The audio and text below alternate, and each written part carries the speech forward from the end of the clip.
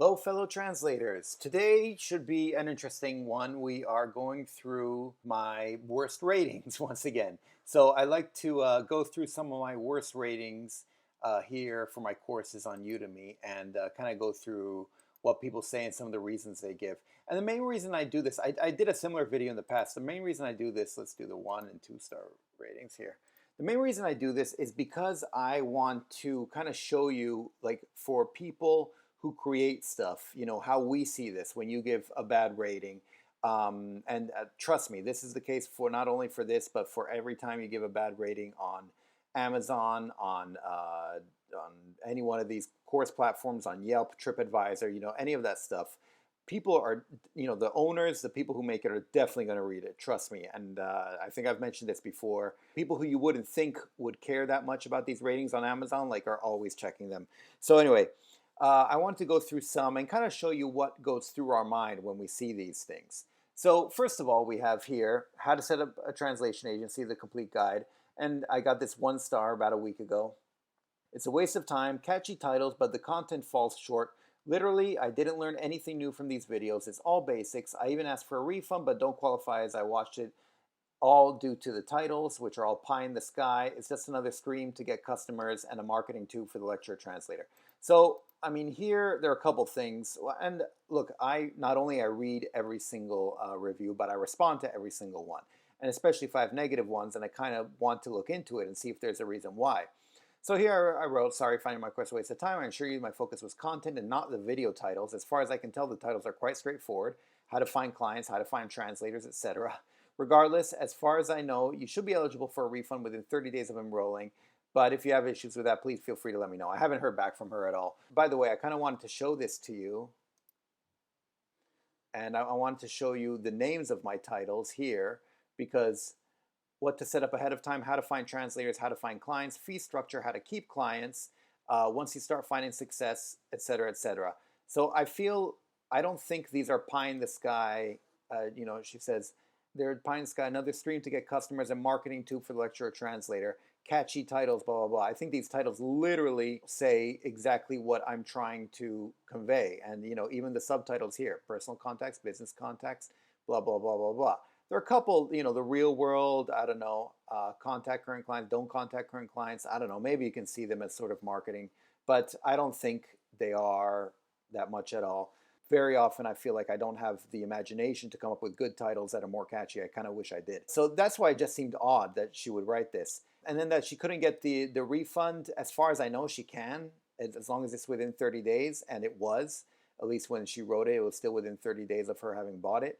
I don't know. That's up to you, to me. Quite frankly, it's not me. So there might be some issue with that. But, I told her to get in touch with me and let me know.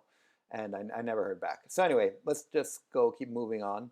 Manage your finances. So this was actually one was quite interesting, because this I received shortly after I talked about this on our channel. So on this channel right here, on this YouTube channel, I talked about this course and I asked you guys to check out the course and let me know what you thought and blah, blah, blah.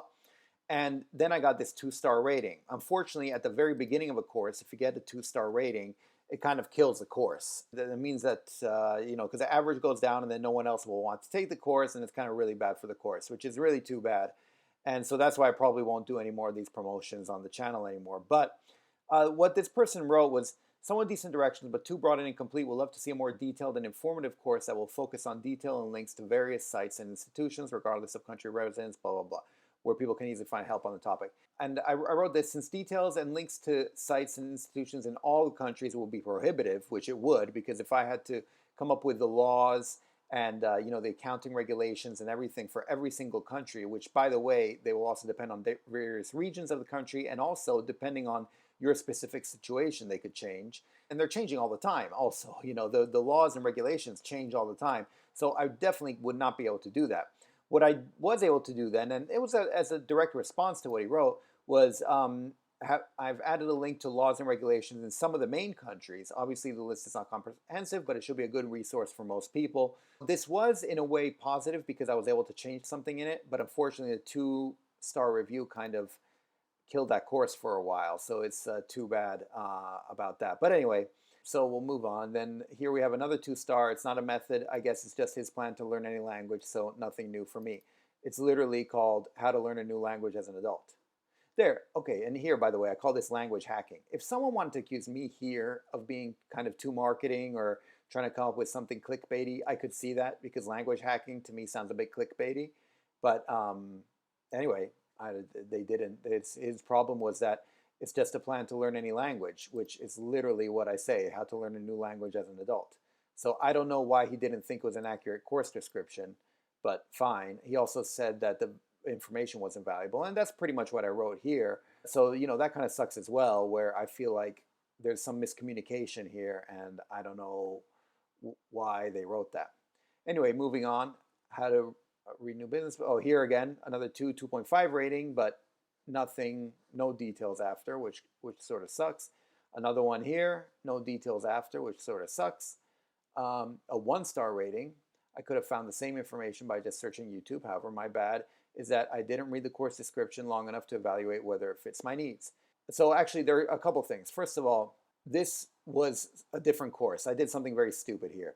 This resume CV for freelancers and entrepreneurs is actually a combination of 2 courses, and I'll show you here. Section 1, Section 2, so you want to be a freelancer. Before it was only Section 2, so you want to be a freelancer, and it just had very basic steps for how to become a freelancer when you're first starting out. But it was kind of simplistic, and so that's why I added this other part at the beginning. And I say I did something stupid because, quite frankly, I should have just created a brand new course from scratch and shouldn't have just added it on, because I get the older bad reviews from the old course that are still part of this course now, if that makes any sense. Anyway, moving on here, this is 2.5 stars, I guess. Once again, didn't give much feedback, but they didn't write down anything, so it really doesn't help me much. Here also didn't write down anything. There's no help. So as you can tell, you notice there's a sort of trend here. If they don't write anything, I really don't know what to do with it, and it's really annoying. So in the future, if you ever want to give a bad review, give the bad review if you want, but also write down what the reason was. By the way, what I've done, what I like to do now, and it depends on if it's a course or a book or a restaurant or whatever, but you can contact the instructor directly and say, hey, by the way, I felt that it didn't have this, that, and that information. Do you think that's something you could do? And then, and see, they might not respond. But then if they do respond, say, oh yeah, that's a good thing. I could do this. And, they'll respond to you directly, and you can engage in conversation with them. And actually, I think that's more productive than giving a bad rating and writing it publicly. Now, I might be biased because I'm a creator, but this is what I do now with other people who create. I try to contact them directly and let them know, so that they can save themselves from a bad review. Maybe they can add it into the course, and then it actually becomes a better course. So it doesn't deserve that bad rating anymore. But anyway, I thought you guys would find it interesting and try to see some of the reasoning behind, and what goes on behind the scenes when you leave a bad review, and what we see as creators, which is, basically on Udemy, this is what we see. So that's pretty much it. Hopefully you found this helpful and useful and interesting. And otherwise, I will talk to you next time. Okay, thanks. Bye. Savedum.